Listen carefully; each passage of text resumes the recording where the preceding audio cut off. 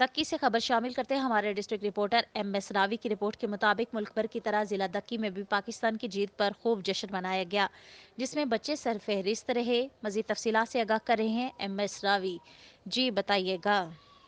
خدا کرے کہ نہ خم ہو سرے وقار وطن، ملک بھر کی طرح ضلع دکی میں بھی پاکستان کی جیت پر خوب جشن منائی گئی، جس میں کمسن بچے سب پر آوی رہے اور شائنوں کی جیت کے لیے دعاؤں کا اہتمام کیا گیا۔ دوست احباب نے اپنے بیٹکوں میں بڑے بڑے سکرین لگا کر اپنے یاروں کے ساتھ میچ کا مزہ دوبالا کر دیا۔ انتہائی بے فکری کے عالم میں میچ کو آخر تک بڑے ذوق و شوق سے دیکھا گیا، کیونکہ اقبال کی پیدائش کی چھٹی سونے پہ سواگت بن کر سامنے آ گئی۔ نٹویشن جانے کی نوبت میں استاد سے ڈانٹنے کا خوف بیچ میں آیا رہا۔